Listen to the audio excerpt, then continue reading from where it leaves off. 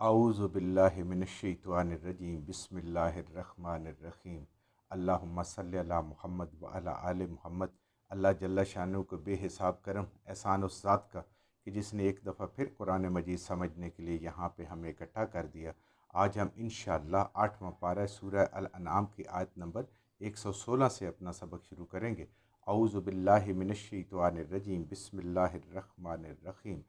ان ربک هو اعلم من یضل عن سبیلہ وهو اعلم بالمهتدین۔ ان ربک، ان بے شک یقینا، ربک آپ کا رب، میرا رب، ہم سب کا رب، ہوا وہی ذات ہے، اعلم خوب جانتا ہے، سب جانتا ہے، من یضل عن سبیلہ کہ اس کے راستے سے کون بھٹک گیا۔ یعنی پیچھے بات ہم نے کی تھی کہ جو اپنے ظن پہ اور اپنے سوچ پہ، اپنے اندازوں پہ اور اپنے عقل کے مطابق زندگی گزارتے ہیں، اور اگر ان کی زندگی میں اللہ ہے بھی صحیح تو اس کو راضی کرنے کا طریقہ بھی ان کا اپنا ہی ہوتا ہے۔ جب دل کیا نماز پڑھی، جب دل کیا نیکی کر لی، جب نہیں دل کیا نہیں کیا، جو دل میں جی میں آیا وہ کر لیا، جو اچھا لگا اس کو کر لیا اپنی عقل سے سوچ کے۔ یہ ان لوگوں کی بات ہے کہ کون بھٹکا ہوا ہے۔ وَهُوَ أَعْلَمُ بِالْمُهْتَدِينَ، اور وہ جانتا ہے، وہ میرا رب خوب جانتا ہے کون ہدایت پہ۔ ہدایت پہ صرف اور صرف وہ لوگ ہیں جنہوں نے کتاب و سنت کو پکڑا ہوا ہے اور اس کے مطابق عمل کرنے کی پوری کوشش کرتے ہیں، کیونکہ اللہ کہتے ہیں کہ مجھے آپ نے پانا ہے، مجھے راضی بھی کرنا ہے، لیکن اس دین کے ذریعے سے جو محمد رسول اللہ صلی اللہ علیہ وآلہ وسلم لائے ہیں، اس کے علاوہ آپ کوئی قابل قبول نہیں ہے۔ اب وہی دین قابل قبول ہے، اور وہی طریقہ قابل قبول ہے جو نبی کریم صلی اللہ علیہ وسلم نے اور صحابہ کرام نے کیا۔ تو کون ہدایت پہ، کون سچا ہے، کون جھوٹا ہے، کون گمراہ ہے، یہ میرا رب فیصلہ کرے گا۔ دنیا میں اگر دیکھنا ہے تو دیکھیں، اگر کسی کے اعمال کتاب و سنت کے مطابق ہیں، الحمدللہ وہ اس کے اوپر اللہ کا فضل ہے، اس پہ اللہ کا احسان ہے، اور وہ ہدایت پہ ہے۔ اور وہ اگر اپنی مرضی سے چل رہا ہے، قرآن کا بھی نہیں پتہ قرآن میں کیا لکھا ہے اور نبی کریم صلی اللہ علیہ وسلم کی سیرت بھی کیا ہے، تو وہ گمراہ ہے۔ فَكُلُوا مِمَّا ذُكِرَ اسْمُ اللَّهِ، کھاؤ اس چیز کو جس پہ اللہ کا نام لیا گیا ہو، یعنی شریعت کے طریقے سے جو ذبح کیا گیا ہو، جو ذبح کیا گیا ہو، اس کا گوشت کھاؤ۔ علیہ، اس کے اوپر اللہ کا نام لیا۔ ان کنتم بآیاتہ مؤمنین، اگر تم احکام الہی پہ ایمان لانے والے ہو۔ ان کنتم، اگر تم ہو، بآیاتہ، اللہ کے حکموں پر، اللہ کے احکام پر، قرآن کے احکام پر، مومنین، ایمان لانے والے۔ اگر اللہ کے حکموں کو ماننے والے ہو تو صرف وہ ذبح کھاؤ، وہ ذبح شدہ جانور کھاؤ حلال جس پہ اللہ کا نام لیا ہو، بسم اللہ اللہ اکبر پڑھ کے اس کو ذبح کیا گیا، صرف وہ کھاؤ۔ وما لکم، اور کیا ہے تمہیں، اللہ تاکلوا مما، کہ نہ کھو تم اس چیز کو، ذکر اسم اللہ علیہ، کہ یاد کیا گیا ہو، پڑھا گیا ہو، ذکر کیا گیا اس پہ نام اللہ کا۔ یعنی اللہ تعالیٰ فرما رہے ہیں کہ تمہیں کیا ہے کہ تم اس چیز کو نہ کھو جس پہ اللہ کا نام لیا گیا، ذبح کیا گیا ہوا ہے، الہی اوپر اس کو۔ یہ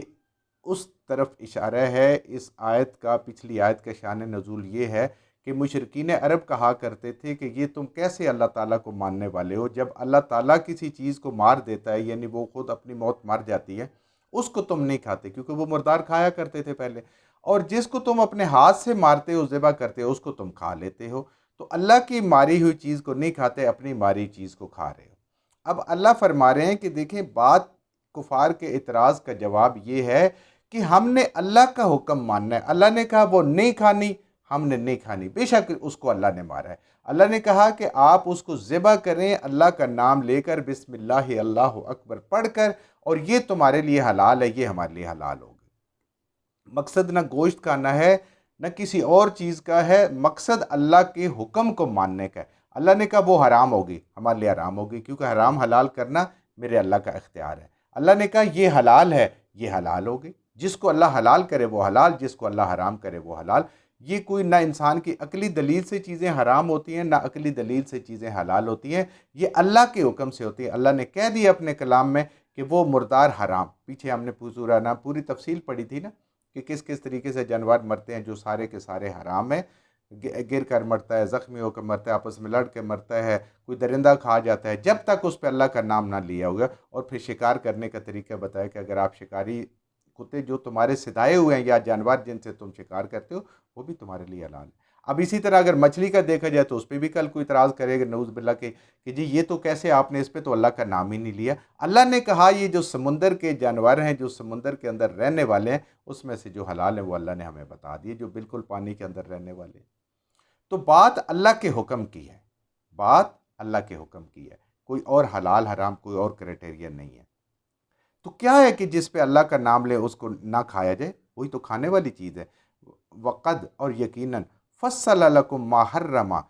تفصیل سے بیان کر دیے ان چیزوں کو جو حرام ہے لیکن تمہارے اوپر، جو چیز تمہارے اوپر حرام ہے ہم نے بتا دی ہے، اب اس میں نہ کوئی مزید کوئی اضافہ کر سکتا ہے نہ اس کو کوئی کم کر سکتا ہے، اور یہ اللہ تعالیٰ نے پوری تفصیل سے بتا دیے، پیچھے اسی سورہ الانعام میں ہم نے پڑھا تھا۔ الا ما اضطررتم علیہ، ہاں جو بالکل بھوک سے مرنے کی حالت میں اور لاچار ہو جائے، مجبور ہو جائے جان بچانے کے لیے، اگر اس کو حرام کھانا پڑے، ایک لقمہ دو لقمے جس سے اس کی صرف جان بچے اور آگے شاید اللہ حلال دے دے، اس وقت تک وہ کھا سکتا ہے، ورنہ حرام بالکل منع ہے، جان بچانے کے لیے ہے، وَإِنَّ دوائی کے لیے نہیں ہے، جان بچانے کے لیے۔ وَإِنَّ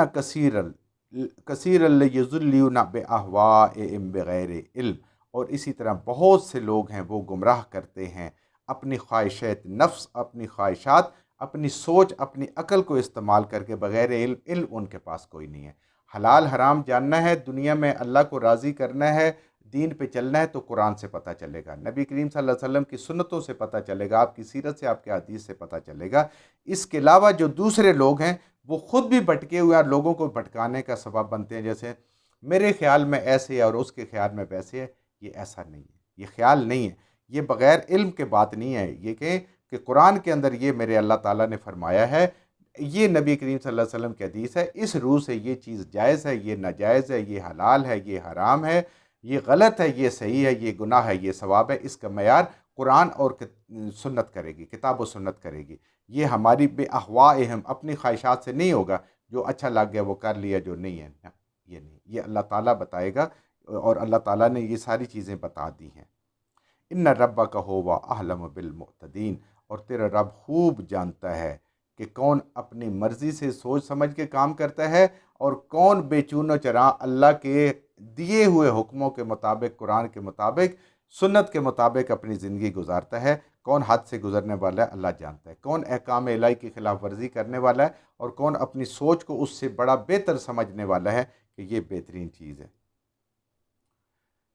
یہاں پہ ایک واقعہ یاد آتا ہے نا انسان کو، کہ جب عدی بن حاتم رضی اللہ تعالیٰ نے ایمان لائے، حاتم تائی کے بیٹے، تائی قبیلے کے سردار، تو انہوں نے کہا کہ آپ کہتے ہیں کہ ہم نے یہود کے علماء، رہبا اور ان کو ہم نے اپنا رب بنا لیا، حالانکہ ہم تو ان کو اپنا رب نہیں مانتے تھے۔ تو یہ اس قرآن کی آیت کا مطلب بتائیں۔ نبی کریم صلی اللہ علیہ وآلہ وسلم نے فرمایا بتائیں کیا ان کے حلال کو تم حلال نہیں کہتے تھے اور ان کے حرام کردہ چیز کو حرام نہیں سمجھتے تھے بجائے کتاب کے؟ انہوں نے کہا یہ تو ایسے ہی ہے۔ تو کہتے ہیں حلال حرام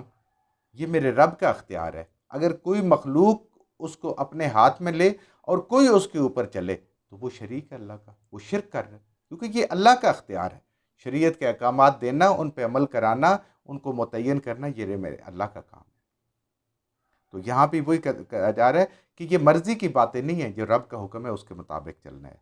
وَذَرُوا ظَاہِرَ الْإِثْمِ وَالْبَاطِنَ، اے ایمان والو ظاہری گناہ سے، چھپے ہوئے گناہ سے اور ظاہری گناہ سے بچتے رہو، خلوت میں بھی گناہوں سے بچو، جلوت میں بھی گناہوں سے بچو، سب گناہ چھوڑ دو۔ کیوں؟ ان الذین یکسبون الاسم، جو کوئی بھی گناہ کمائے گا، جو گناہ پہ بھی محنت پڑتی ہے، گناہ بھی ایسے ہی نہیں ہو جاتا۔ چوری کرنا کوئی آسان کام ہے، جان ہتھیلی پہ رکھ کے جاتے ہیں، ڈاکے مارنا کوئی آسان کام ہے، جان ہتھیلی پہ روک کے لگ جاتے ہیں، اس لیے یکسبون۔ اسی طرح نیکی بھی بڑی مشکل ہے، فجر کو اٹھنا، نمازیں پڑھنا، اللہ کے حکموں کو ماننا، حرام سے بچنا جب کہ وہ میسر ہو۔ تو بے شک وہ لوگ جو کمائی کریں گے الاسم، گناہوں کی، جو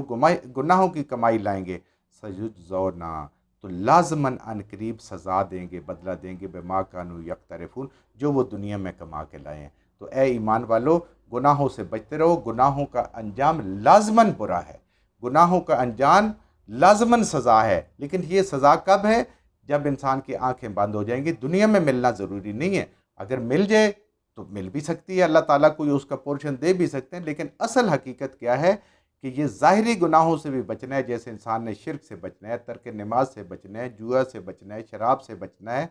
اور جتنی حرمت والی چیزیں ہیں، رمضان کی حرمت والے ہیں، اور ساری گالی گلوچ لڑائی جو سامنے نظر آتی ہے، اس سے بھی بچنا ہے، اور پھر چھپے ہوئے گناہوں سے بچنا ہے، جیسے زنا ہے انسان کا، ریاکاری ہے، سازشیں ہیں دوسروں کے خلاف، غیبتیں ہیں دوسروں کے لیے، برا سوچنا ہے دوسروں کے لیے، دل کی بیماری ہے، بد نظری ہے انسان کی، کہ انسان کیا کرتا ہے دوسروں کو تو نہیں پتہ چلتا، میرا رب جانتا ہے، ان سارے گناہوں سے بچنا ہے، میرے اللہ فرما رہے ہیں، ورنہ جب قیامت والے دن آؤ گے تو ان سب کا وبال تمہارے سروں کے اوپر ہوگا۔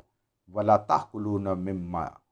اور مت کھانا، ہرگز نہ کھانا اس چیز کو، لم یذکر اسم اللہ علیہ، جس کے اوپر اللہ کا نام نہ لیا گیا، جو صحیح طریقے سے ذبح نہ کیا گیا، شریعت کے مطابق ذبح نہ کیا ہوگا، اس کا کھانا تیرا حرام ہے، علیہم، اس کے اوپر اللہ کا نام،